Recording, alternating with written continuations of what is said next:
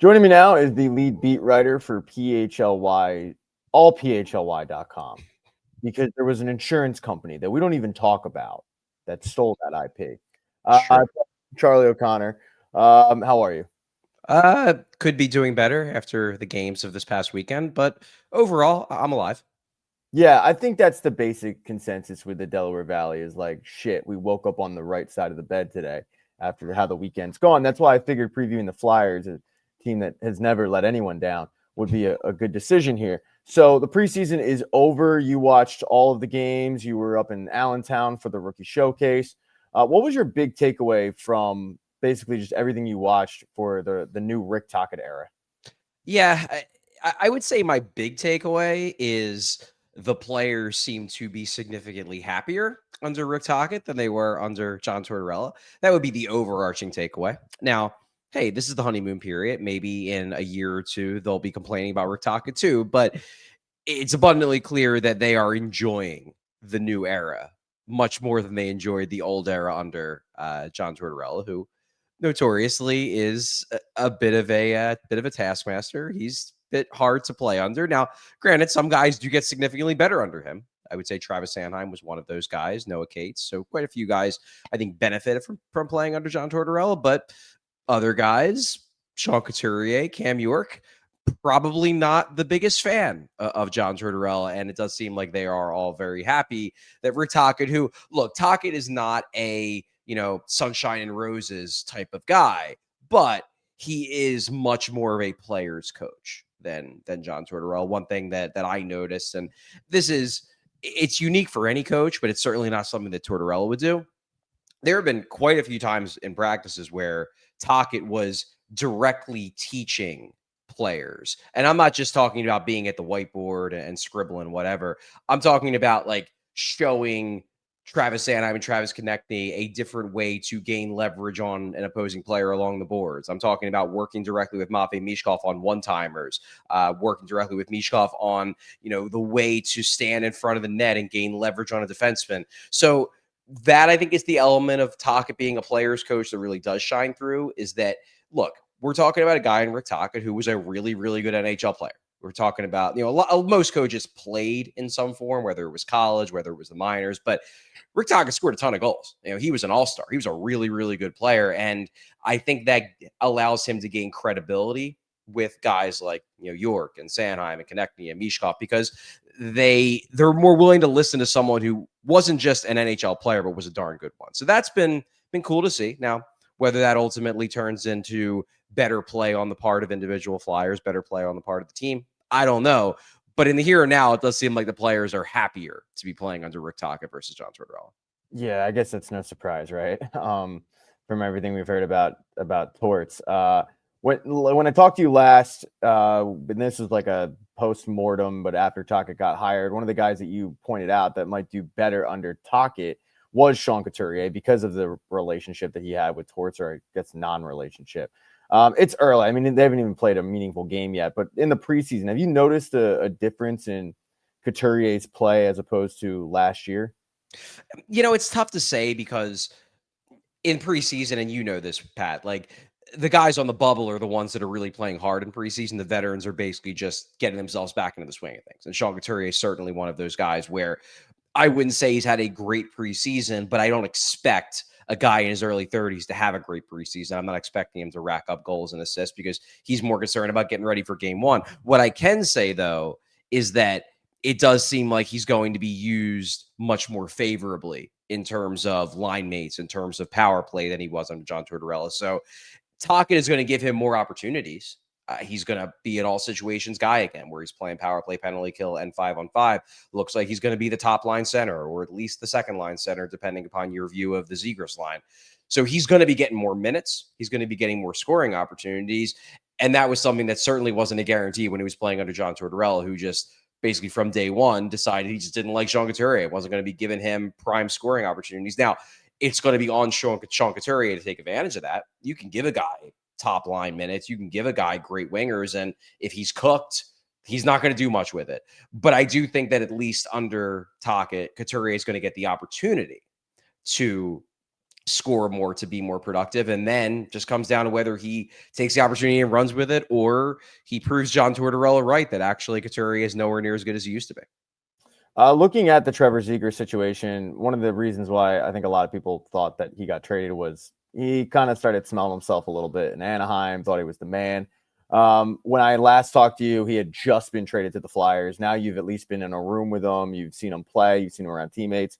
What's your overall takeaway early on with Trevor Zegras as a Flyer, as opposed to maybe what you heard about him as a Duck? Yeah, well, what I can tell you is that he's saying all the right things. He's doing all the right things.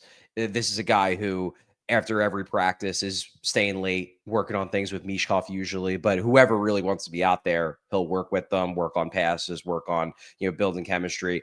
The work ethic, the effort is clearly there. He did a really good feature interview with Greg Wyshynski of ESPN.com, and he basically said, "Look, a lot of guys are thought of as being skilled at hockey, but I want to be thought of now as a hockey player," which very clearly plays into the idea of, he was just, doing Michigans and trick plays. It wasn't actually doing the little things that coaches want, and he wants to change that perception about himself. Now, look, words are words. It's good that he is presenting himself to a new coaching staff, to a new team, as someone who's willing to get down in the trenches and do all that work. That was probably a big part of why Anaheim soured on him. But now he's got to actually do it. And we'll see. I'm optimistic.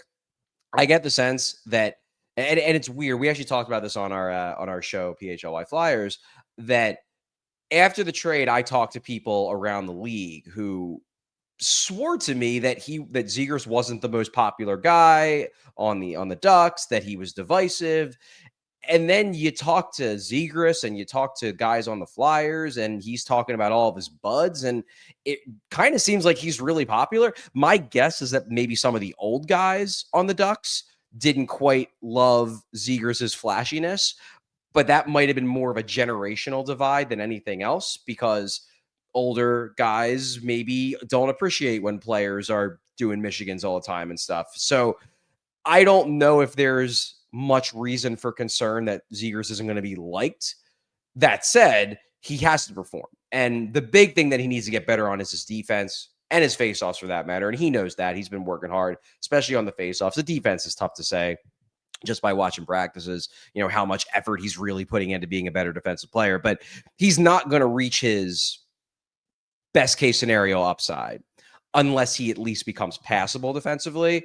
Because if he isn't at least passable defensively, he's not going to stick down the middle. And he's more confident offensively when he's playing center versus the wing. That was one of the problems at Anaheim the last couple of years, was that they had him on the wing and he didn't really like it. Then he got hurt. If he's going to stick down the middle, he's going to have to win more than 38% of his faceoffs, and he's going to have to play at least halfway decent defense. And I think that's really going to decide whether this whole thing works out, because the offensive skill still pops. He does things in practice. He does things in preseason games that no one on this team not named Matvei Mishkov can do. And it's obvious. But if he's stuck in the defensive zone in all of the shifts, then it's not going to matter how many cool things he can do with the puck. So we'll see. I'm keeping an open mind, and I'm optimistic that Zegras can be really good for the Flyers, that he can revitalize his career and get himself back on the track to be a first-line center. But in the end, he's got to be the one that does it. So we're all just watching and waiting to see if he can do it. So you said he's willing to pretty much work with anybody, and his defense needs work. Looking at the captain, Sean Couturier, former Selke Trophy winner, have they worked together? Like, is there a concerted effort by Coots to kind of take Zegras under his wing and show him a little bit of the defensive tricks that he knows how to do, being a former Selke Trophy winner? Well, they've definitely worked together on faceoffs, which makes sense. Zegras is terrible at faceoffs. Couturier is really good at faceoffs. That's been something they've worked directly, and I've seen it. I've seen them do it after practice. With your eyes? With my eyes. I actually watched it. Yeah, okay. In person. As for the defensive side, like, I feel like that's stuff that's more behind closed doors. You're rarely going to see a player, be showing someone the finer points of defensive zone coverage, because a lot of it is theoretical, especially in practice. If they're working together behind closed doors, obviously we're not seeing it. I can't imagine that Zegras isn't at least picking Couturier's brain a bit on that front. That said, because they're both playing center, they're probably not going to get a lot of time on the same line unless Zegras kicks over to wing for a little bit, which is possible. They might try him out there too.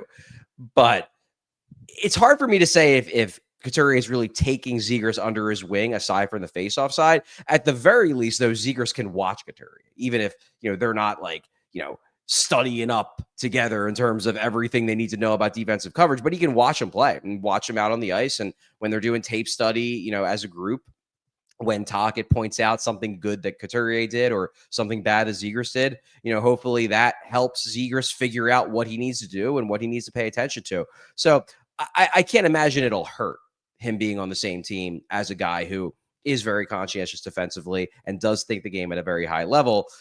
Is it going to stick? Again, we'll have to wait and see. All right, looking at now that camp is done and the preseason is done, who really surprised you and who disappointed you? Yeah, I would say, if we're talking about guys that were trying to make the roster, I thought Nikita Grabenkin was the biggest pleasant surprise. Not that I thought that he had no chance of making the team. I thought he was one of the favorites, him and Alex Bump in particular. But I didn't necessarily expect Grabenkin to be as consistently noticeable and impactful as he was. Now, look, it's preseason. He could be another John Sim where once the games get real, he does nothing. But Whoa, John. First of all, John Sim should not be catching strays because he had that one 8-game stretch where he was the greatest player in all of hockey, and people forget it. There will not be John Sim hate on this channel. You want to take that over to PHLY? Okay. You can do it over there. All right. Okay. Continue, please. Okay. But anyway, Grabenkin had a really strong preseason, a really strong camp, looked good in practices, showed chemistry with Mishkov. Now he's on a line with Jean Couturier and Travis Konechny, so it looks like he's going to get an opportunity. He's a guy, if you're not familiar with him, they got him in the trade that sent Scott Lawton to Toronto. He's a prospect. He's not super young. I believe he's like 22, 23 years old. So this is his time. And he is a guy who can bring some size to the lineup, can bring some grit. He's showing a lot of potential as a net front guy. So I've been really impressed with Grabenkin. Looks like he's going to be in the opening night starting lineup, not just make the team, but actually play in game one, not be a healthy scratch. I thought Rodrigo Abels had a really good camp as well. Looks like he's going to make the team. I guess we'll find out on Monday at 5 p.m. if he's on the final roster. But assuming he makes the team, he certainly earned it. He was really good in preseason, played in pretty much every single game, and never really fell off from a fatigue standpoint, which is worth noting because they play a lot of preseason games, probably more than they should. In terms of disappointments, I would say two. Number one, Alex Bump, because he came in, I thought, with a leg up to earn the job, the open forward job in the first place. And Grabenkin just straight up outplayed him, and Bump ended up getting sent down, which he deserved to be. And I still like Alex Bump as a prospect. I think he's going to be a quality NHL player, but I was hoping for more from him in camp. He's going to need to go down to the AHL and show that he's mastered that level before he gets a look at the NHL level. But he could have skipped the AHL entirely, pretty much, if he would have had a good camp, and he didn't. The other guy who's been a major disappointment in camp, Yegor Zamula, has had a really, really bad preseason. And he was a guy who he was always a lock to make the roster. He's going to be on this team. But he was so bad in preseason that I'm not sure he's going to be in the starting lineup for game one. And look, this isn't a guy who anybody is considering to be an impact defenseman, but he's played in 60-plus games the last 2 seasons for the Flyers as a bottom half of the lineup blue liner. They had expectations that he was just going to be a guy that could lock in as the number 5. And he's been so underwhelming in preseason that I think they have to be at least rethinking that idea, because no defenseman at this camp who's stuck through the entirety of camp has been as disappointing and underwhelming as Yegor Zamula. And look, if you're Travis Sanheim, if you're Jamie Drysdale, if you're Cam York, you can get away with having a bad preseason. Yegor Zamula, when you're a third pair defenseman, you cannot get away with having a bad preseason and risk losing your job. Like, if you're a fourth liner and you have a bad preseason, you might not play. If you're a third pair defenseman, you have a bad preseason, you might not play. So I'm intrigued to see what's going to happen to Zamula, at least to start the year, because watching him in preseason, and even Rick Tocchet noted this. We asked him about it after one of the games, and he was just like, yeah, he needs to play better. That was as terse of a reply as you're going to get from a head coach about a veteran who was a lock to make the team. Zamula was out of the guys who you knew were going to make the team, easily the most disappointing player, and I'm wondering where he fits for game one now.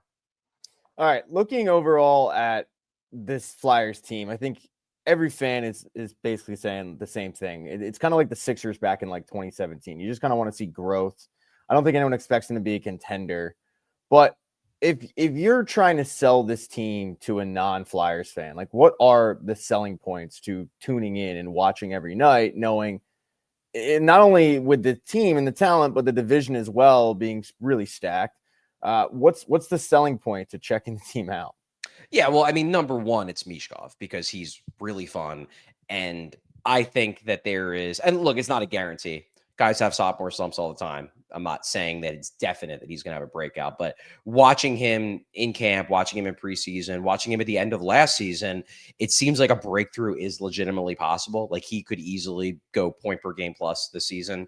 And that would make him, I think he already is one of the most exciting young players in the game, but that would really solidify his status as one of the most exciting young players in the game. So, number one, you get to watch Mishkov, who I think is going to be really, really good, whether it's this year or sometime in the next couple. I think he's going to take that leap, and you could be watching a guy take that leap.